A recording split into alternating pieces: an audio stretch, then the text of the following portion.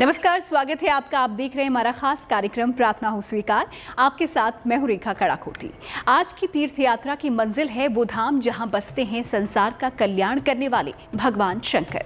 शिव पुराण उस धाम के बारे में बताता है कि स्वयं भगवान शिव ने उस धाम को स्थापित किया था जहां वो अपनी पुत्री नर्मदा के साथ भक्तों को दर्शन देते हैं। उस शिव धाम का वर्णन स्कंद पुराण भी करता है।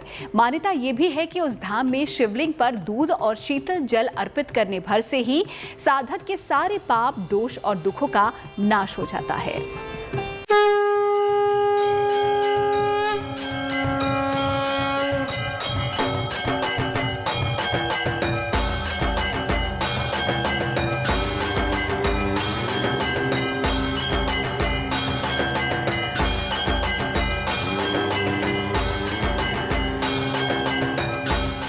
शिव का ध्यान करने भर से मन भक्ति भाव से भर जाता है। शंकर भोलेनाथ हैं। केवल 3 बेल पत्र से ही शिव अपनी कृपा का अथाह सागर खोल देते हैं। दूध और शीतल जल के अर्पण भर से त्रिपुरारी साधक की हर कामना पूरी करते हैं। वैसे तो शिव का पंचाक्षरी मंत्र का जाप ही शिव भक्तों को मुक्ति मोक्ष दिलवा देता है, लेकिन जो भक्त शिवधाम में शिवलिंग के दर्शन कर उसका पंचोपचार पूजन करता है, वो शिवधाम यानी कैलाश में वास करने का अधिकारी बन जाता है। इसीलिए भगवान शंकर के उस धाम में निरंतर शिव नाम का जाप चलता रहता है। उस धाम में शिव भजन मन को शांति पहुंचाते हैं, तो महादेव का एक दर्शन आंखों से लेकर हृदय तक को तृप्त कर जाता है। भगवान शंकर के उस धाम का पौराणिक इतिहास स्कंद पुराण में भी मिलता है, जिसकी कथा इस धाम को बाणासुर से जोड़ती है। इस शिवधाम के पास ही मां नर्मदा भगवान शंकर के संरक्षण में अपने प्रवाह में बहती हैं।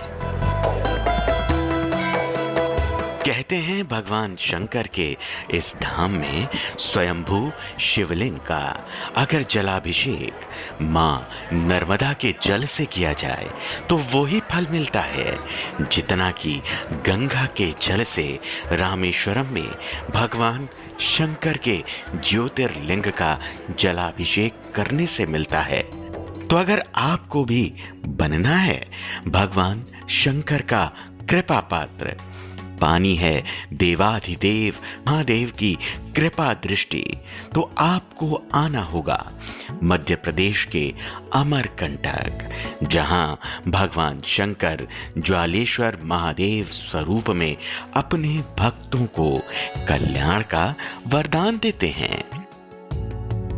भगवान शिव इस धाम में स्वयंभू हैं, जिनका पौराणिक इतिहास सतयुग से मिलता है। कहते हैं इस धाम को कपिल मुनि ने बसाया था। भगवान शंकर अपने इस धाम में जहां विराजे हैं उसके बारे में पुराण कहते हैं कि कैलाश, काशी, उज्जैन की तरह इस जगह को भी भगवान शंकर ने ही बसाया है, जिसे पुराणों में महारुद्र मेरु कहा गया।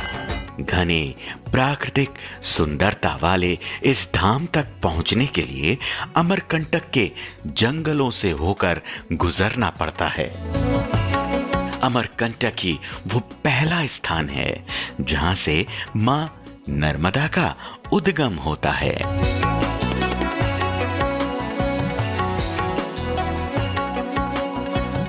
नर्मदा को शिवपुत्री भी कहते हैं।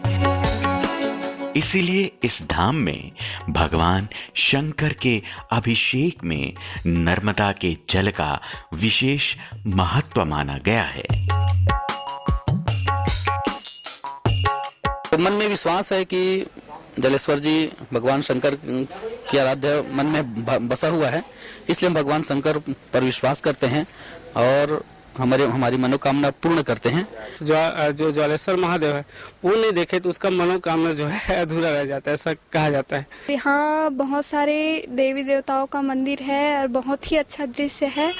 स्कंद पुराण के रेखा खंड के अध्यायों में पांडवों की तपस्या स्थली के रूप में अमरकंटक का उल्लेख मिलता है।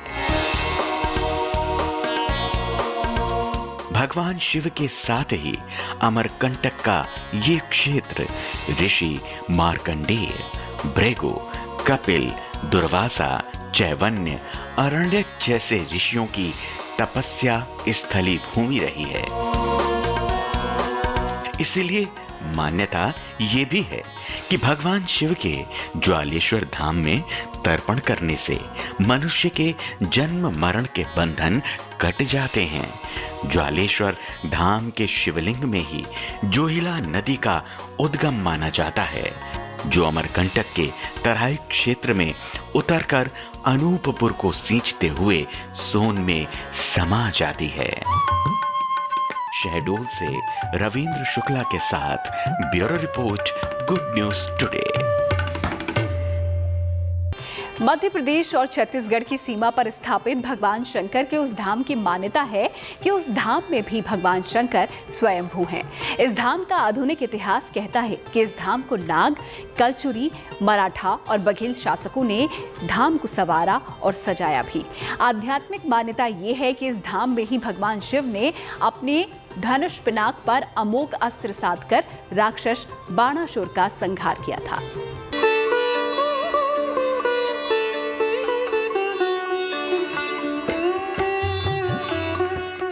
भगवान शंकर का ये धाम सतयुग से विराजमान है, जहां भगवान शंकर अपने भक्तों को सुख, समृद्धि और आनंद का वरदान दे रहे हैं।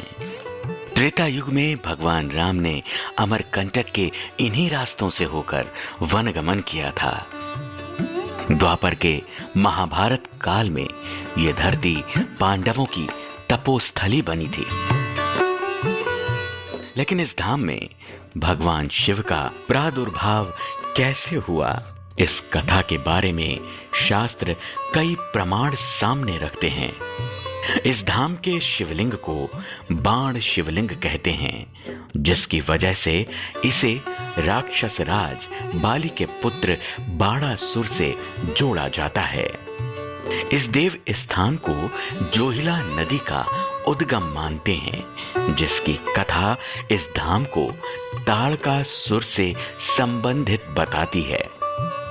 शिव पुराण में इस धाम से जुड़ी जो कथा मिलती है वो बताती है बाणासुर भगवान शिव का परम भक्त और परम उपासक था।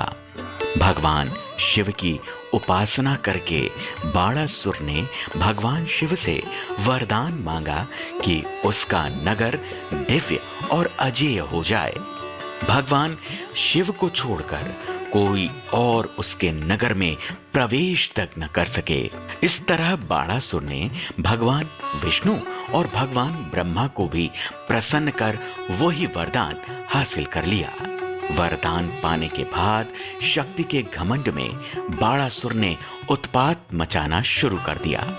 इसीलिए भगवान शिव ने पिनाक नामक धनुष और अघोरास्त्र बाण से बाणासुर पर प्रहार किया। इस पर बाणासुर अपने पूज्य शिवलिंग को सिर पर धारण कर महादेव की स्तुति करने लगा। बाणासुर की स्तुति से शिव प्रसन्न हुए। बाण से त्रिपुर के 3 खंड हुए और नर्मदा के जल में गिर गए। वहां से ज्वालेश्वर नाम का तीर्थ प्रकट हुआ। भगवान शिव के छोड़े बाण से बचा हुआ ये शिवलिंग ही बाणलिंग कहलाया। शिव पुराण में भी स्थान का वर्णन मिलता है, जो इस धाम को ताड़कासुर के 3 पुत्रों के मुक्ति की कथा से जोड़ता है। साथ ही ये कथा जुड़ती है यहाँ से उद्गम होने वाली नदी जोहिला से भी। पवित्र धाम अमरकंटक में 3 नदियों का उद्गम स्थल है। नर्मदा और सोन नदी अमरकंटक से निकलती है, तो तीसरी नदी जोहिला का उद्गम स्थल ज्वालेश्वर महादेव मंदिर के निकट है। किसी प्रयोजन के लिए ही, निमित्त के लिए यहाँ पे आते हैं। बाबा ज्वालेश्वर धाम पर अभिषेक करते हैं, महारुद्राभिषेक भी होता है यहाँ पर। विशेषकर यहाँ पे नर्मदा जल का विशेष महत्व है। जो 12 ज्योतिर्लिंग है, उसके बाद में जो 108 ज्योतिर्लिंग है, उनमें ज्वालेश्वर महादेव आते हैं और यह बाण लिंग भी कहलाता है। यहाँ इस क्षेत्र को मेकल पर्वत बोलते हैं और यहीं पास से माता जोहिला जी का उद्गम स्थल है और यह नदी आगे जाके सोन नदी में मिलती है। माता नर्मदा जी की यह सहेली है। शिव पुराण के अनुसार राक्षस ताड़कासुर के 3 पुत्र थे। तीनों ने ब्रह्मा की तपस्या करके त्रिपुर की रचना कराई, जिनके आतंक से पीड़ित होकर देवता भगवान शिव के पास गए। भगवान शिव ने क्रोध में तीनों पुरों को नष्ट कर दिया और एक पुर जलती हुई ज्वाला के रूप में धरती पर गिरती है। ज्वाला की भयावहता को देखकर सृष्टि का विनाश हो जाएगा। ऐसे में देवताओं ने भगवान शिव से ज्वाला को शांत करने की प्रार्थना की। शिव जी ने उस ज्वाला को जल के रूप में परिवर्तित किया, तो ये जोहिला नदी के रूप में विकसित हो गई। ऐसा कहा जाता है कि गंगोत्री का जल रामेश्वर में चढ़ाने से जितना पुण्य मिलता है, उतना ही फल नर्मदा का जल ज्वालेश्वर महादेव में चढ़ाने से मिलता है। शहडोल से रविंद्र शुक्ला के साथ bureau report, good news today. भगवान शंकर के इस धाम से महज 8 किलोमीटर की दूरी पर मां नर्मदा का अथाह प्रवाह मिलता है। कहते हैं कि नर्मदा जल लाकर ज्वालेश्वर महादेव को अर्पण करने से सभी मनोकामनाएं पूर्ण हो जाती हैं। सावन के महीने में यहाँ नर्मदा जल चढ़ाने के लिए श्रद्धालुओं की भारी भीड़ रहती है और दूर दूर से लोग अपनी मनोकामनाएं लेकर आते हैं और महादेव से आशीर्वाद प्राप्त करते हैं।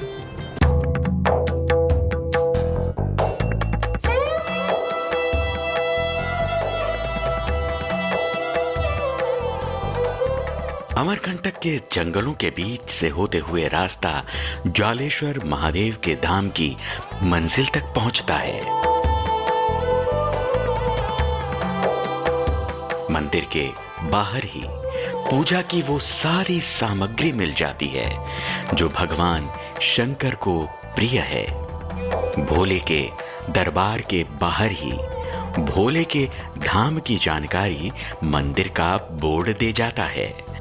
भगवान शंकर का ये धाम 12 ज्योतिर्लिंग के अलावा धरती पर बताए गए 108 ज्योतिर्लिंगों में से एक माना गया है। यहाँ इस क्षेत्र में जो 3 स्वयंभू शिवलिंग है, उनमें कोटेश्वर महादेव, लोढ़ेश्वर महादेव और ज्वालेश्वर महादेव, जहाँ पे आप अभी विराजमान हैं।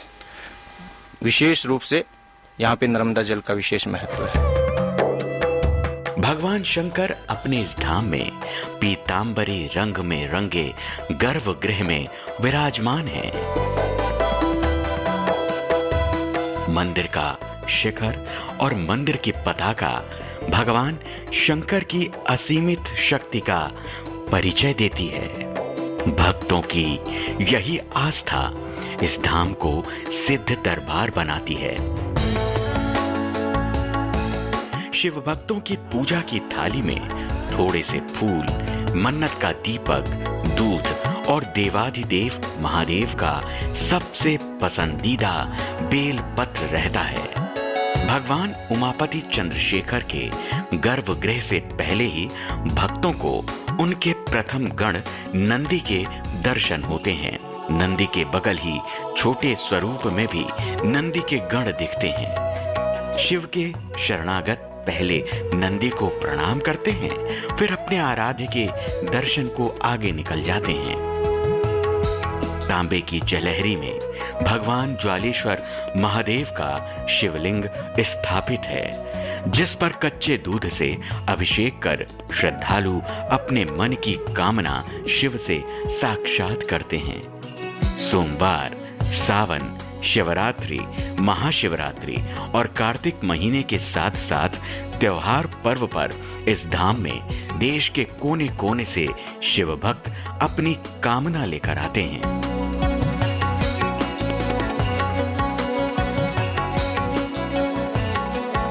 भक्त लोग श्रावण मास में यहाँ विशेष रूप से आते हैं। महाशिवरात्रि में विशेष रूप से यहाँ मेला लगता है और भगवान भोलेनाथ ज्वालेश्वर महादेव का रुद्राभिषेक होता है और भक्तों की असीम श्रद्धाएं रहती है। यहाँ इस क्षेत्र से, इस मेकल पर्वत से, माता नर्मदा जी से, अमरकंटक क्षेत्र से, विशेषकर जो नर्मदा जी के परिक्रमावासी है वह यात्री आते हैं यहाँ पर और जल चढ़ा के जाते हैं।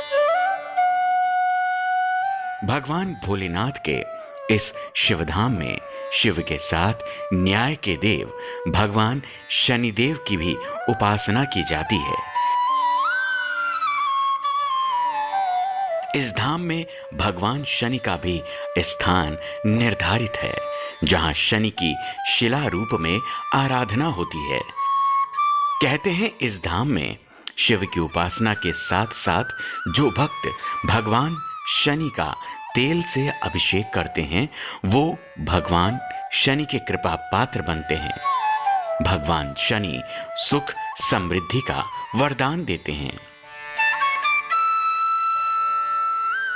भगवान शंकर के इस गर्भगृह में जब आरती के दीपकों में जलती लौ के साथ आरती होती है तो पूरा वातावरण भक्तिमय हो जाता है। घंटे, घड़ियाल, झाल, मजीरों के साथ संगीत की धुन पर शिव आरती गाते भक्त शिव की आराधना में यूं लीन हो जाते हैं जैसे कि वो शिव की शक्ति का एहसास कर रहे हों। वक्त सतयुग का रहा हो या फिर द्वापर का, दौर कलयुग का रहा हो या फिर नजारा आधुनिक काल का हो, शिव का ये धाम हमेशा से अचल रहा है।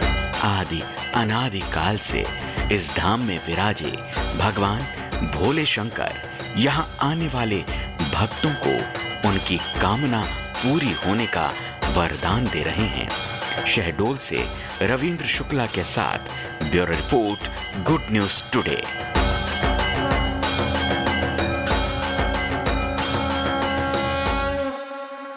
भोलेनाथ के पावन धाम से निकलकर अब चलते हैं धर्मसूत्र की ओर, जो न सिर्फ हमारी मान्यताओं से जुड़ा हुआ है बल्कि सनातन जीवन शैली भी है।